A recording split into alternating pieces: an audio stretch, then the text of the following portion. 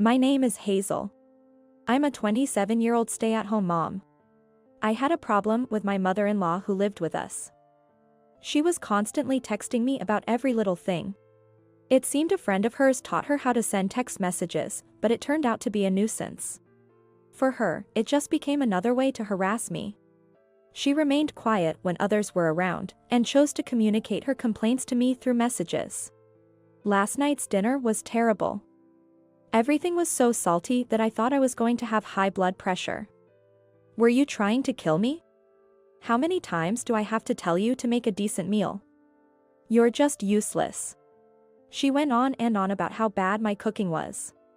I once suggested, if you don't like what I make, you should cook your own meals just like you used to. But she lashed out, are you trying to make me do all the housework? How dare you? After our daughter, Lily, was born, my husband and I decided to live with my in-laws because they wanted to be near their grandchild. A year into it, my mother-in-law began going out frequently and even expected me to do her household duties. When we started living together, we used to have separate meals. Therefore, I didn't have to cook for my in-laws. I was once asked to prepare dinner for them when my mother-in-law caught a cold. Since then, it became my job to cook for the whole family. She seemed to have gotten too comfortable with me doing whatever she asked me to do. I wish I could say no to her, but I was so scared of confrontation and fighting with her. I thought I had no choice but to endure her subtle harassment. But I myself was a mother after all. Seeing my daughter cry one day finally made me realize that I'd had enough. That day, my mother-in-law had been out since morning. She often seemed to lose track of time when she hung out with her friends. She would frequently forget to take out the trash, which made me doubt if she even knew what day it was. There were times she came home late for dinner, but she would complain if we ate without her. So if she didn't return home by 4 p.m., I would text her. Usually, she would ignore my messages, but she actually replied that day. What a waste of money to order Mexican food delivery. I had to cancel it. Stop being lazy, you useless fool. As soon as I read her message on my phone, I called her. What did you mean by canceling the Mexican food delivery? Oh, you must be wondering how I knew about the delivery date? You're such a fool. You were probably trying to please me by ordering my favorite food. But it was stupid of you to throw away the food menu with the delivery date written on it into the trash can. My mother-in-law sneered and said she found out about my wasteful spending because I threw it out where it was easy to be found. I was absolutely appalled that she would rummage through the trash just to harass me. Do you even know what day it is today? Can't we indulge ourselves just for today? What are you talking about? You don't have the right to indulge yourself even for one day. Your job as a wife is to be frugal. It's unacceptable to spend the money earned by your husband just for your convenience. As she scolded me over the phone, I could hear her friends laughing in the background. You should have known your place as a wife by now. Look, it's almost 5 p.m. Hurry up and go grocery shopping for dinner. Then she hung up. I went white realizing what she had done. In a panic, I rushed to the supermarket, fretting over what I could make as a substitute meal. What are you going to make with these ingredients? Surely, you can't make Mexican food. She commented smugly when she returned home at 6 p.m. Unfortunately, the frozen tacos and burritos were all sold out. She looked very pleased to see me frustrated. Grandma, welcome back. When Lily saw her, she ran up to her. Grandma, we are having your favorite food for dinner today, she said with an innocent smile. Oh, is that so? Yes. I asked Mommy for it. Grandma, I knew you liked Mexican food. My mother-in-law looked shocked and turned to me. Yes, I was the one who ordered the Mexican food to be delivered, not to please her, but at my daughter's request. Grandma, today is your birthday. That's why we wanted to have your favorite Mexican food, which is my favorite too. What? My birthday is on Friday, not today. Today is Friday. Remember, you said your doctor's appointment was changed from this Friday to Wednesday next week? At my words, my mother-in-law had a stunned look on her face. According to my husband, in his family, they only celebrated birthdays for the children and not for the adults. So they never had birthday parties for their elderly parents.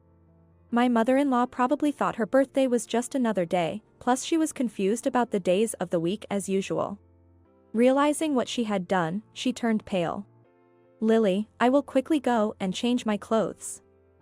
"I'll be right back," she said to my daughter, and hurriedly went to her bedroom. Within a minute, she sent me a text message. "Do something about it." That was what it said. I messaged her back, saying that I checked the nearby supermarket, but that there was no frozen Mexican food left in their freezer. Her reply to my message was, "Then pretend there has been a misunderstanding on the delivery date or something." As I didn't send her a reply, she came into the kitchen and told me to go to the living room. "Hurry up. Otherwise, Lily will start to suspect." My daughter had no trouble accepting the fact that there was no Mexican food for dinner. "It seems the Mexican cook suddenly got a stomach ache and had to go home," I told her. I honestly thought she would cry, but she said, "Poor thing, having a tummy ache. It's okay, I can have a taco another time." Seeing her sad and disappointed face, I felt guilty for lying. My mother-in-law wouldn't let me go back to the kitchen, so I just played with my daughter to distract her from her feeling disappointed. My mother-in-law seemed to have prepared dinner, though. Soon after my father-in-law and my husband came home from work, we all sat at the dining table and started the dinner, which was supposedly a birthday celebration for my mother-in-law. "Aren't we supposed to have Mexican today?" "The cook got a tummy ache," Lily said.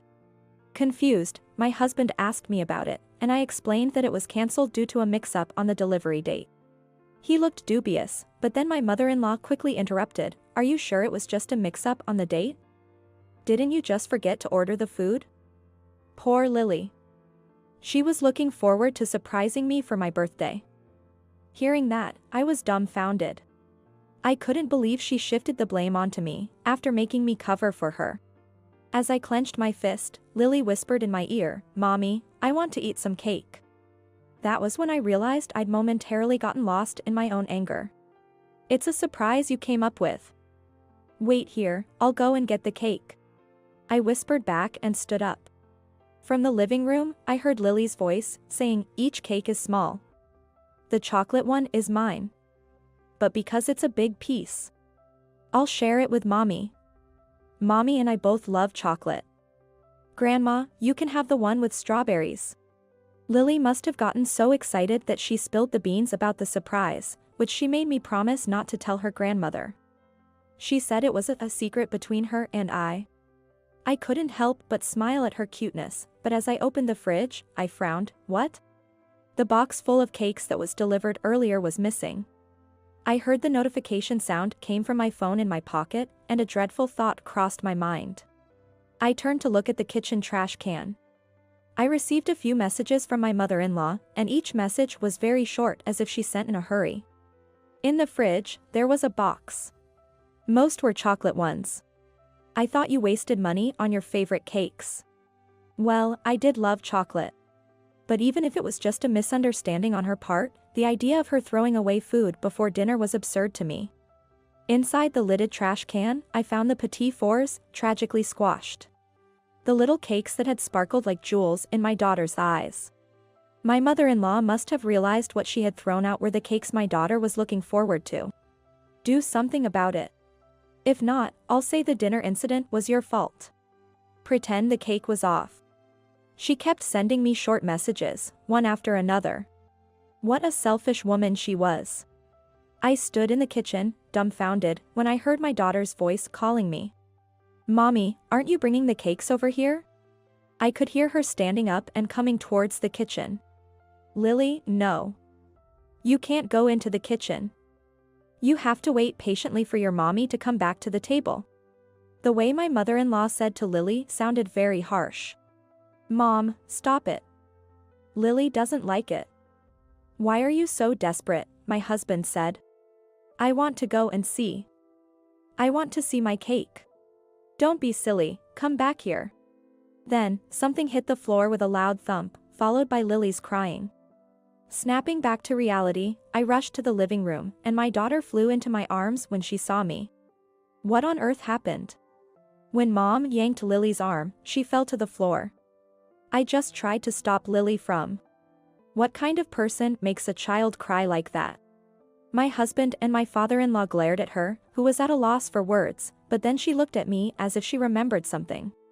Hazel, I thought you might have ordered the cakes to be delivered on a different date, just like you messed up with the Mexican food order. I just didn't want Lily to find out about that. Everything is your fault. My mother-in-law started spouting nonsense. All this was probably because I had always been submissive to her. She thought she could again get away with her nonsense. But this time, she crossed the line. She made my daughter cry just to cover up her own mistake. I let that happen because I was weak. I'm sorry, Lily, I said. I gently stroked her back and spoke to her.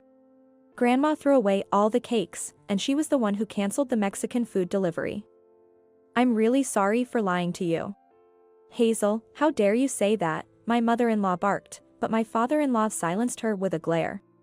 Why is Grandma so mean? I don't know. Maybe because she doesn't like me. Is it because of Grandma that you always have to do the cleaning over and over? I saw Grandma making you do that. I was speechless. I had no idea my daughter knew. Grandma, you are so mean to my mommy. I don't like you. You aren't getting anything anymore. My mother-in-law was quite shocked when she heard her beloved granddaughter say that to her, and she felt betrayed by me. Do you have any proof that I did it? She screamed, so I showed her all the text messages she had been sending me. I couldn't say no to you because I was weak, but if you make my daughter cry, it's a different story. I will never forgive you for hurting her feelings. As I said I'd expose everything she had done to me, my mother-in-law sank helplessly to the floor, looking very frightened. I never expected her text messages, which had always caused me anxiety, to become useful in a situation like this.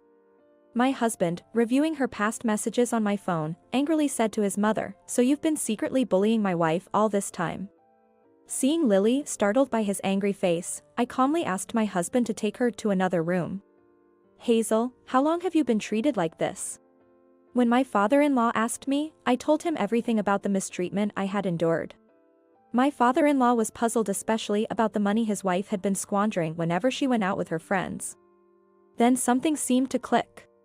Did you spend all the money that was meant for Hazel for living expenses? Since I started cooking their meals, my father-in-law intended to pay me for food, including my labor. It was nothing like that. I thought Hazel would have wasted the money if I had given it to her. The only person wasting the money was you. You deceived me and bullied Hazel in such a cruel way. I'm sorry, dear. My mother-in-law sobbed. But he scolded her, "Don't apologize to me. Apologize to Hazel," and she started begging me for forgiveness. Looking at her, I said to my father-in-law, "Even if your wife apologizes to me, there's no way I can forgive her for what she'd done." Understanding how I felt, my father-in-law divorced his wife, saying, "I can no longer be with someone who lies and squanders money." It turned out she even borrowed money from a loan shark because the money she had been stealing from us wasn't enough for her. When all her friends found out that she became penniless, they cut ties with her, saying, "When the money stops, so does the friendship." With nowhere else to go, she returned to her parents' home and is now working very hard to repay her debts.